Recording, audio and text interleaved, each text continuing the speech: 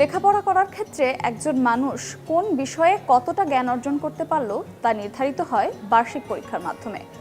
আর সমাপনী পরীক্ষায় উত্তীর্ণ হয়েছে কিনা তা নির্ধারিত হয় পাস মার্ক দিয়ে। সেই পাস মার্ক হলো 100 নম্বরের মানের পরীক্ষায় 33। কিন্তু কখনো কি ভেবে দেখেছেন কেন 33 সংখ্যাকেই পাস মার্ক হিসেবে ধরা হয়?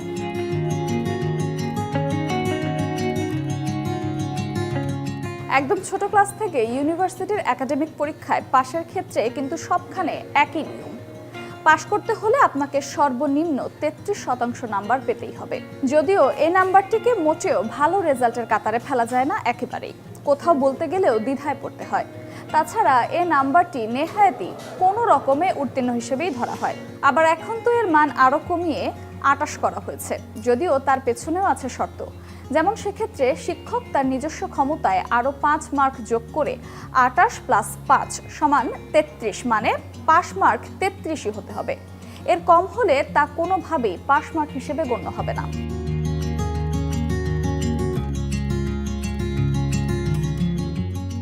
অবাক করা বিষয় হলো 33% নাম্বার পাস মার্ক হিসেবে শুধু বাংলাদেশে নির্ধারিত নয়, ভারত ও পাকিস্তানেও শিক্ষার্থীদের পাস মার্ক 33 ধরা হয়। এখন কথা হলো এই 33 মার্কের মান এত কম হওয়া সত্ত্বেও 33 কেন বা পাস মার্ক হিসেবে ধরা হয়? চলুন আজ জেনে নেই এর পেছনের কারণ।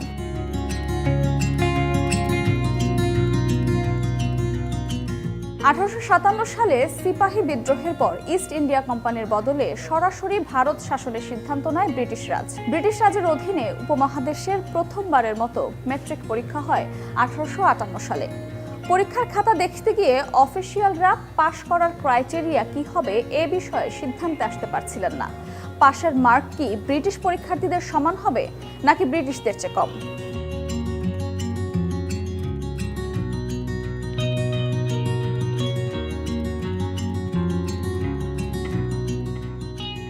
সিদ্ধান্তে পৌঁছাতে তারা ব্রিটিশ লর্ডদের পরামর্শ চান।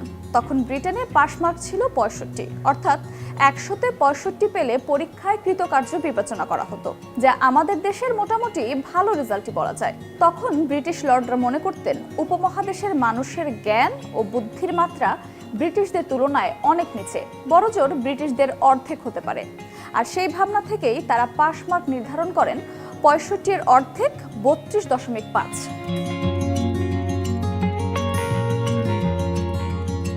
তাই সেই ভাবনা থেকেই ম্যাট্রিক পরীক্ষার পাস মার্ক 65-এর অর্ধেক 32.5 সাব্যস্ত করা হয়।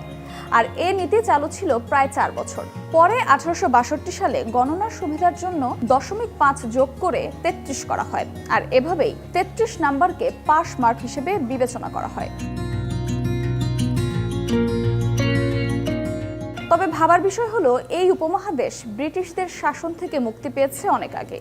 তবুও এত বছরেও ইংরেজদের শেখানো নিয়মেই চলছে এখানে শিক্ষা ব্যবস্থা ও শিক্ষার্থী মূল্যায়ন, যেখানে ব্যাপারটা পুরোপুরি স্পষ্ট যে ইংরেজরা এ জাতিকে ছোট করতেই এমন মান নির্ধারণের পদ্ধতি চালু করেছিল। তবুও প্রায় 200 বছর পরও কেন এই নিয়ম আজও বিদ্যমান সেটা নিয়ে কেউ ভাবছে না। আর এটাই হলো উপমহাদেশে ব্রিটিশ উপনিবেশের উত্তরাধিকারের একটি নিদর্শন মাত্র।